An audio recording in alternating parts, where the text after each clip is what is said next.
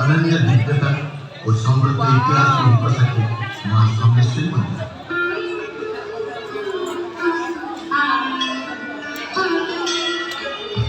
देवी सम्मेश्वरी संबलपुर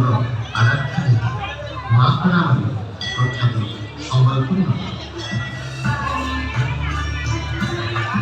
प्रकृतिर अपरूप सुषमार भंडार अटे संबलपुर। चौहान वंशर बलराम देव थे यार मृग धनुर्धर विनोदी जानती मृगा विनोदी एक अचंबित कथा दृश्यपटे हेले अवगत कुकुर को संगे धरी राजा गले परिवार शिकार मात्र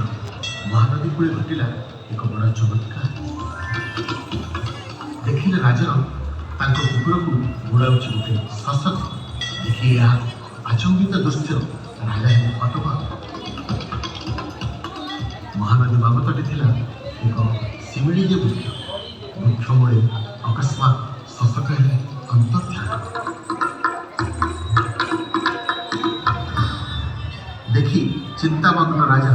शीघ्र को करे प्रस्थान।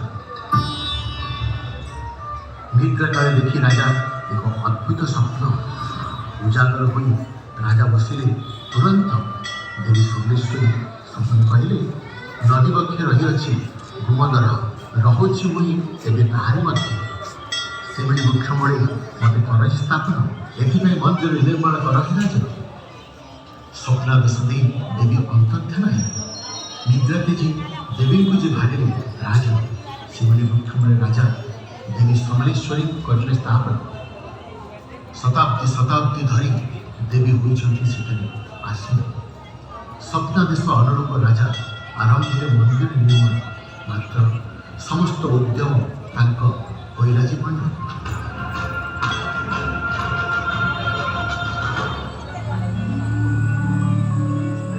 देवी समलेश्वरी परम भक्त बलराम पाणिग्राही पत्नी आसिले आदि संपन्न करने मंदिर निर्माण मूर्ति तोड़ दिव्यता और समृद्धि प्राणवंत बरहा चिन्हित मुख भारी अनुभव निर्दिष्ट माँ भव्य प्रतीक स्मरण मात्र के रोग दोष वही खंडित तुम्हें नहीं नाम कहा रूप प्राचीन काल मन मध्य रही मात्र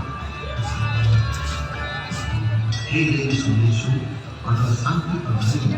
प्रतिध्वनित हुए तो रहस्य पृथ्वी गर्भ प्रतिवर्ष तीन पर्व हो पाए पुरपति हस्तदासी हुए विगड़ित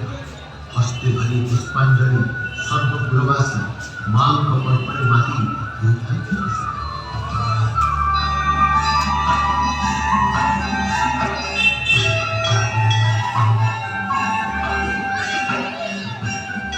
नुआखाई नाम अच्छी गणपर्व पाइबा ये उत्सव एकत्रित होती सब करी नवान्न अर्पण देवी समलेश्वरी ठारे आशीर्वाद लोड़ी था समृद्धि हो अंचल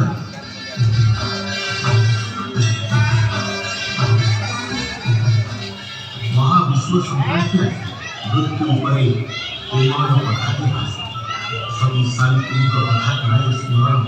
वैशाख चैत्र मासरे उत्सव हो पाए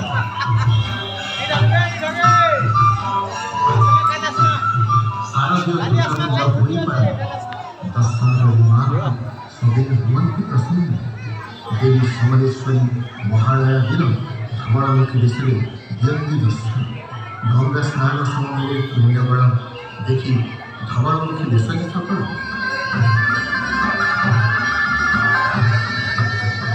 माँ समलेश्वरी को स्मरण मात्र के दृष्टपटे उभा हुई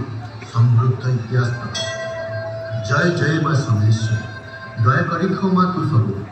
संबलपुर रही माँ गो समले दया क्षमा दात्री माँ तू अनु माँ